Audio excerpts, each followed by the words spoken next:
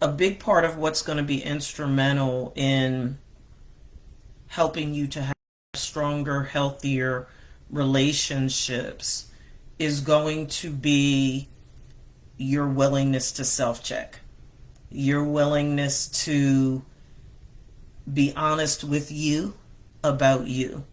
And I thought that it would be really important to connect the dots for you on the connection between boundaries and attachment style. Because with the anxious, preoccupied, insecure attachment style, I don't know if you guys had a chance to take a look at one of the reels that I did. I think she posted, but if she didn't.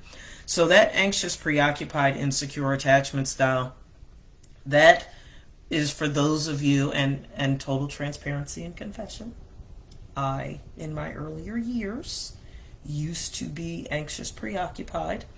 I was needy. I was needy because I was navigating life as the walking wounded. I was fractured. I was debilitated. And to tell you the God's honest truth, I just didn't know whether or not I was going or coming half the time.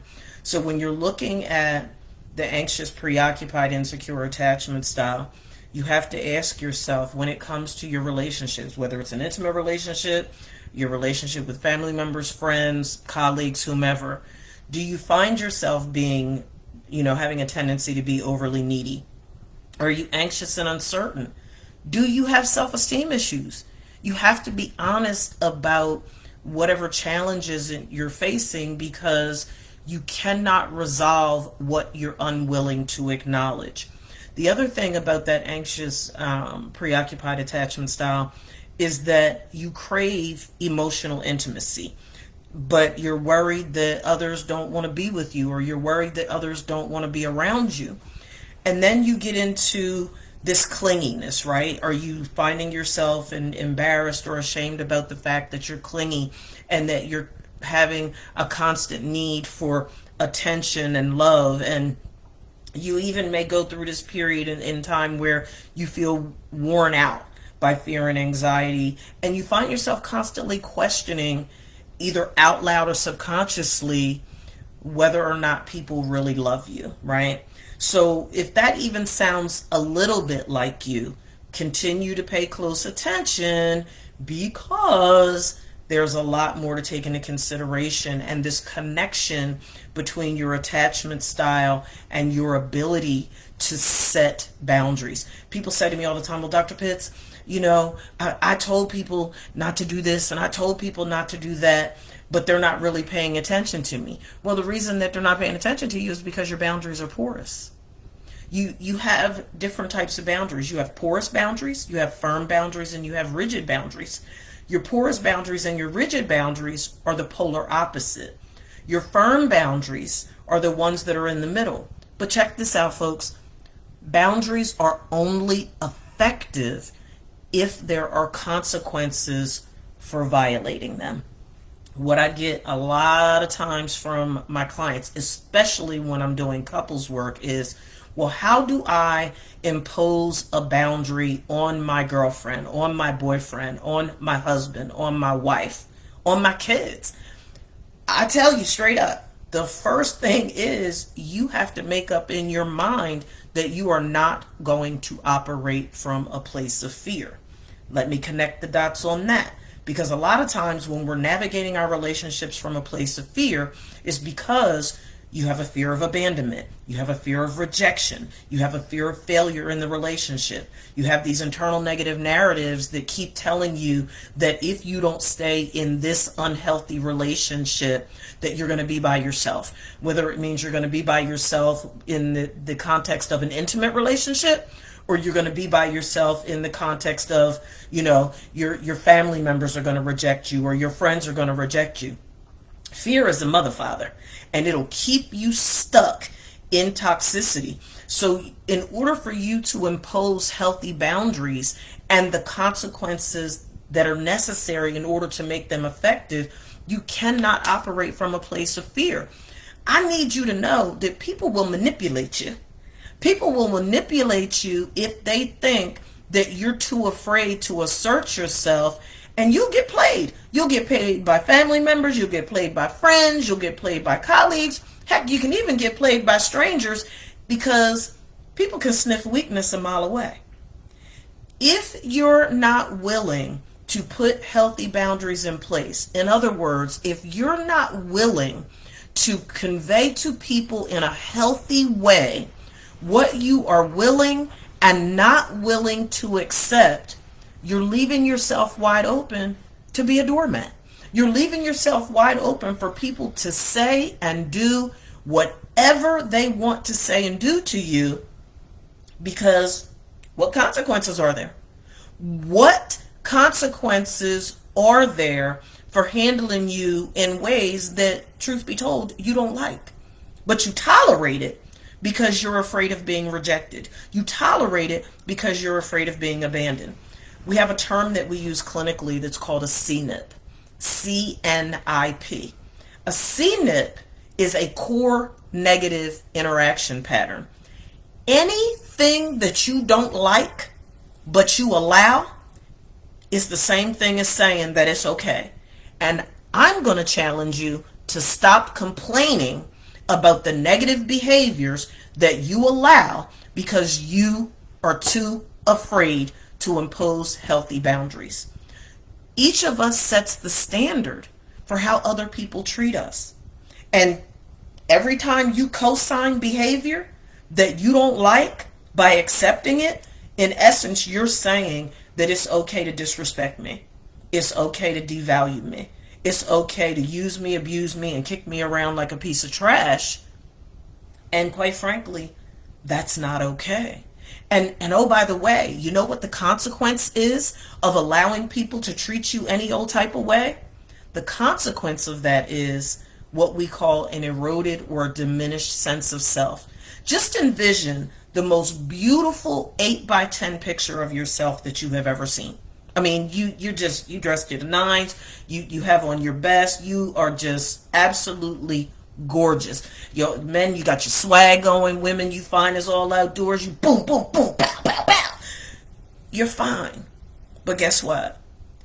Every time somebody treats you in a way that you deem unacceptable, tear off a piece of that 8 by 10 beautiful picture of you. Every time somebody speaks to you in a way that you deem unacceptable, but you don't address it in a healthy way to modify that behavior, tear off a piece of that 8 by 10 picture of yourself. Now get that visual in your mind's eye of what that looks like in the place and space and the condition that you find yourself in at this place and space in your life. Are you a walking shred of yourself because you have not set healthy boundaries? So people that are insecurely attached have a problem respecting and honoring other people's boundaries. And then you get into this toxic exchange because people that are insecurely attached have developed mastery at manipulating. They've developed mastery at guilt tripping.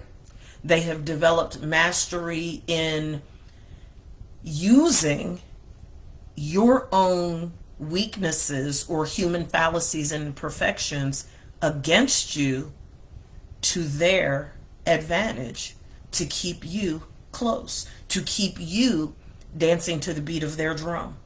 People say to me all the time, well, Dr. Pitts, you know, I don't set boundaries or have a problem setting boundaries with my family members. I mean, because they're my family. And this is what Dr. Pitts says. Just because you share DNA with people, just because you're a part of the same family tree, does not give people that are supposed to love you and care about you unconditionally and want you to be at your best self, it does not give them a license or a right to handle you any old type of way. And again, and I'm going to keep saying it, you have to remember that you set the standard for how people are treating you. And if you don't like the way they're treating you, why are you screaming, yelling, hooting, hollering, cussing, and fussing when you're allowing it? I, I, where appropriate, I disclose to my clients, and because they'll say to me, "Well, Dr. Pitts, you make it sound so easy. Dr. Pitts, you act like you have all the answers." No, no, no, no, no, no. Dr. Pitts is a human therapist. I have human fallacies and imperfections just like everybody else. But what I will tell you is this: there was a point in time in my life where I was the epitome of codependency, where I was the epitome of what porous boundaries look like. I was so broken and I was so bound and determined to receive acceptance, to receive approval, to have people that mattered the most to me say that they were proud of me and that they loved me and that they were pleased with me and that, oh, right, Lauren, you can make good decisions. I was so pressed for that I had porous boundaries. And with some people, I had no boundaries at all. There was a lot of stuff that I tolerated that I shouldn't tolerate. It adversely impacted some of my relationships with partners. It adversely impacted how I was showing up at work. It was adversely impacting how I was parenting. It was literally adversely impacting every single solitary area of my life because I was afraid to impose boundaries and I was afraid to impose the consequences for violating them because I was absolutely, positively horrified of being abandoned. I was horrified of being rejected. I was horrified of not being enough. So what ended up happening was the same thing that's happening to a lot of you. I set a standard that said, you can talk to me any old type of way, you can treat me any old type of way, you can handle me any old type of way, and you know what? I'm going to lap it up like a puppy laps up milk, because I don't want you to leave me. But as I continued to take my therapy seriously, as I continued to grow stronger in my spiritual walk, as I continued to heal and be honest with God about my need. I'm not pushing my beliefs on nobody. I'm not pushing my beliefs on nobody. You can do whatever you want to do, the way you want to do it, however you want to do it. I'm just telling you what worked for me. As I begin to stretch out and trust God for my healing and for my deliverance, as I began, folks, to learn how to love myself the way God said that I am supposed to be loved, it became easier for me each day to impose boundaries and the consequences associated for violating them. Now, I will tell you, in that transformation, in that transition in my life from being insecurely attached to being securely attached and going from having porous boundaries to firm boundaries, I shed a lot of tears. A lot of tears. I had a lot of sleepless nights. But I will tell you, I sit here before you today as Dr. Lauren Denise Pitts Bounds, a stronger, healthier, more vulnerable and transparent and authentic version of myself than I have ever been in my life.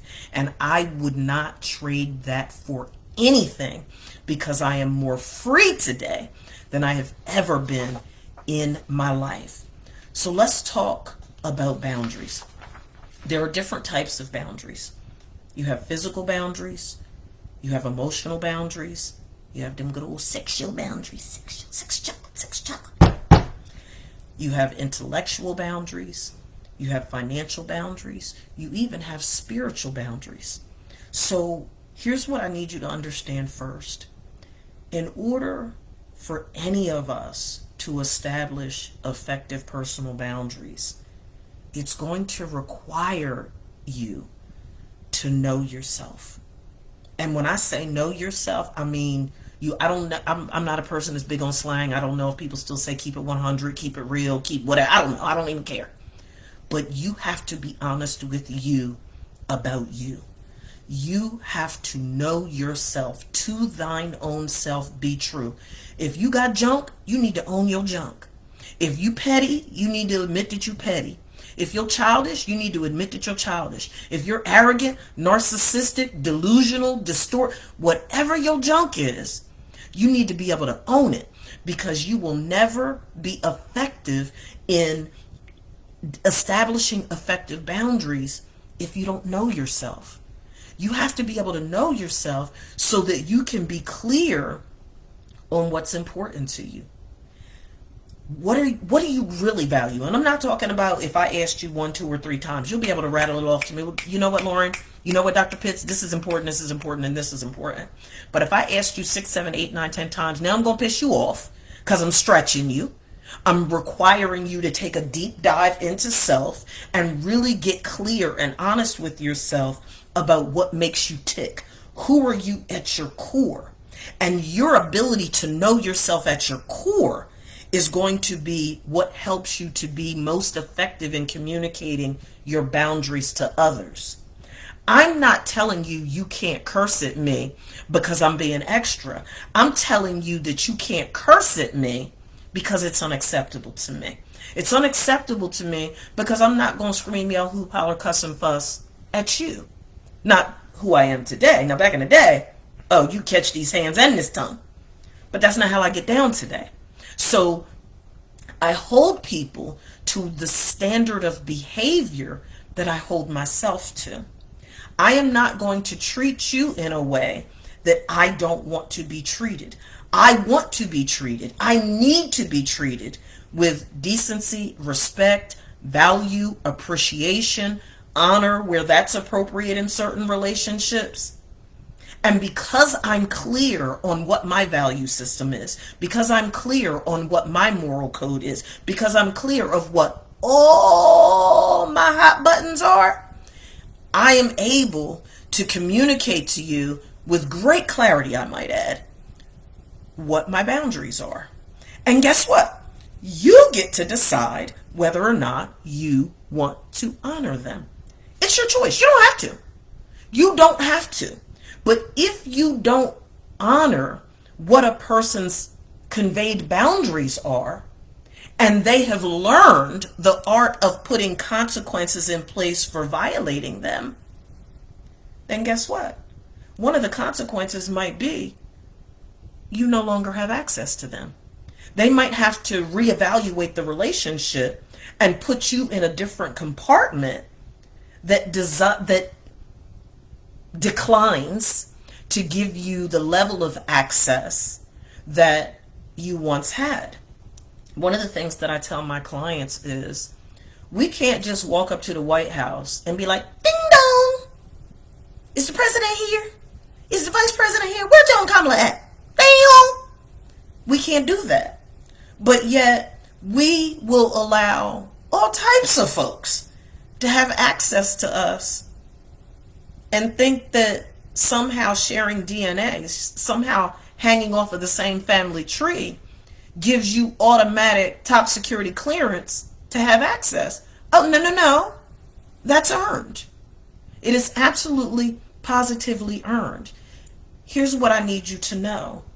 Boundaries are for you and they're about you.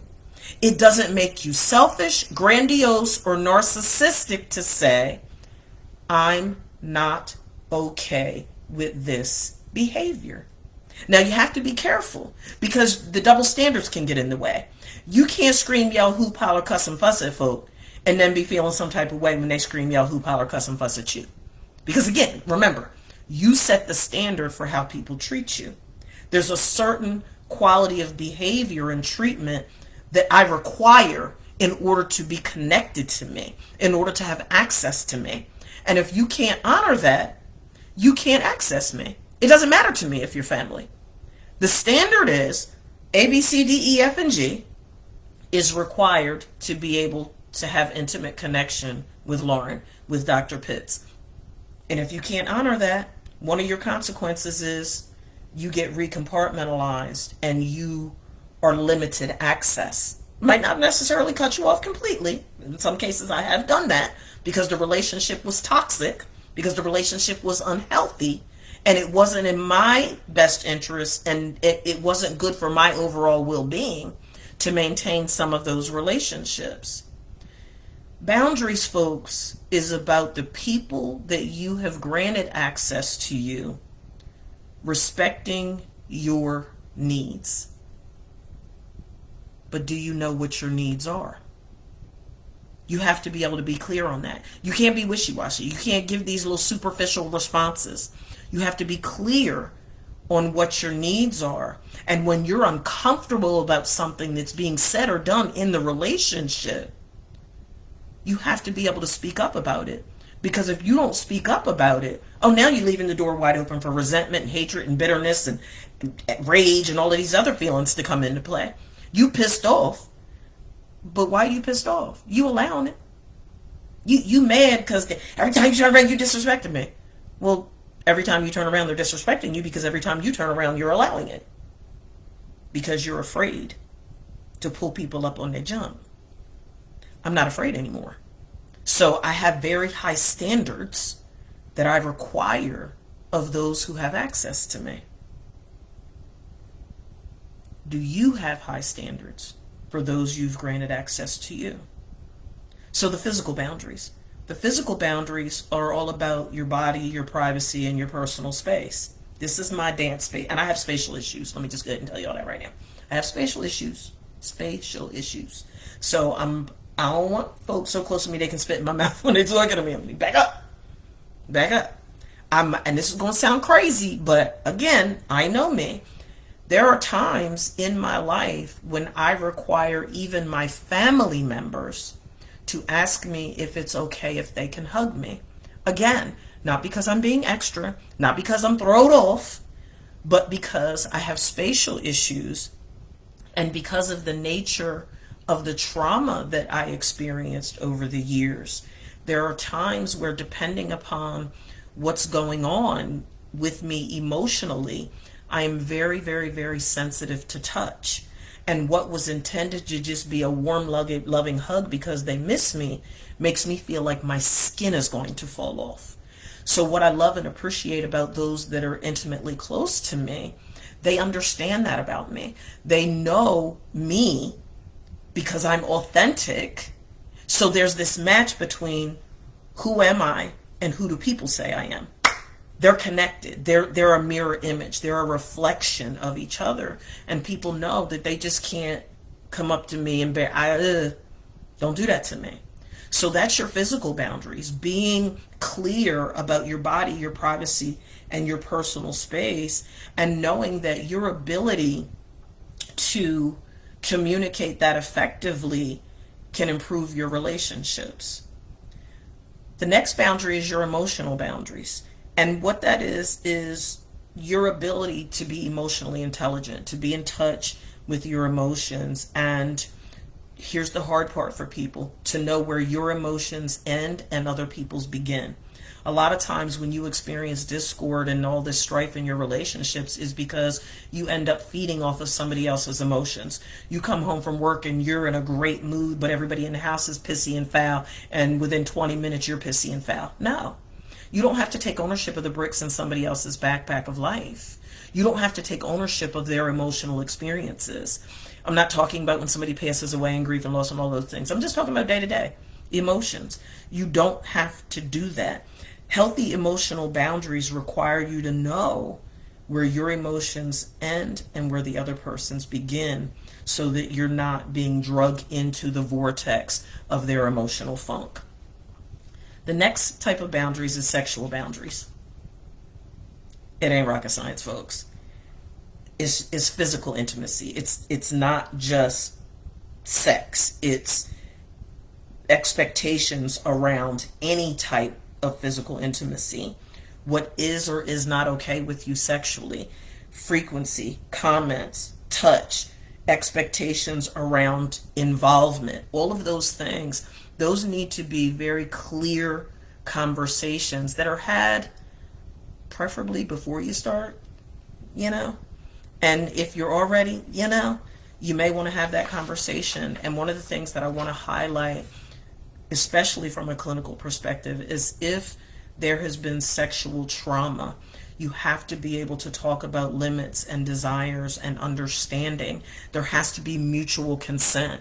There has to be agreement, because if one of or both of the partners has experienced sexual abuse, certain positions, touches, smells, things of that nature can be very, very triggering and end up re-traumatizing one or both partners. So you want to make sure that you're having those conversations. If you're not sure how to have those conversations, you can inbox me, you can message me, however you want. I'll give you some tips around that from a clinical perspective that can help you to be more clear and position you to have healthier relationships where sexual boundaries are concerned. The next one is intellectual boundaries. That's your boundaries around your ideas and your beliefs and your views, right? And one of the things that we've seen in the past 7 years with all of the political unrest that's going on in this country is that conversations around politics have divided homes, right? When you're dealing with intellectual boundaries, it's creating space for people to have healthy self-expression. Operative word there being healthy. Intellectual boundaries create space for people to be able to say what they think and feel in a healthy, respectful way that's not intended to harm someone just because they disagree with them. And as we can see clearly in the past 7 years, that has been a major, major, major issue in this country. You shouldn't be walking on eggshells. We're all adults here, and even where the kids are concerned, we should be able to have the ability to disagree. I don't have to agree with everything that you say. I don't have to subscribe to your viewpoint and your perspective. And for real, if you don't want to deal with me because I have a different viewpoint than you, then you probably shouldn't have access to me anyway. Because we all have a right to express our thoughts, our feelings, our beliefs, and our viewpoints, and it shouldn't cause division. There should be a level of maturity and acceptance that says, you know what, let's agree to disagree. The next boundary is the financial boundary, and that's around, money. Do you lend? Do you borrow? What's the expectation around repayment? If you're in an intimate relationship, is it joint account versus single account? Who pays what? How do you divvy up the financial responsibilities? And have those concrete conversations from the door, whether it's with an intimate partner or a family member or a friend or whatever the case may be. Spell it out so that you're not leaving things to chance, right? People think that a lot of people think that infidelity is the number one reason why couples break up in this country. It's not. It's finances. So you have to be able to have discussions about your financial expectations and your goals and what's acceptable and what's not acceptable, because it can lead to the demise of the relationship. And then the other boundary is spiritual boundaries. I tell you, one of the most shocking things that I've experienced in doing this work is Christians married to or dating atheist or agnostic and being shocked that the relationship is not working. I don't get it, but okay, it's not for me to judge or criticize. So you want to have conversations regarding spiritual boundaries around doctrine, relationships, conduct, idols, overall belief systems, and have those conversations rationally, calmly, and in a mature way. And that's it. That's all I wanted to say to you tonight about boundaries. I got to get back to work. I got dinner cooking. I got to do a consultation in 10 minutes. And I still got 2 more sessions before I get done tonight. You know why? Because Dr. Pitts is a human therapist. So I got my domestic hat on. I got my clinical hat on. And I got my Dr. Pitts tips hat on. Y'all have a great night. For those of you that celebrate Thanksgiving, happy Thanksgiving. Put those boundaries and consequences in place so that you can enjoy your holiday and the rest of your life. Peace.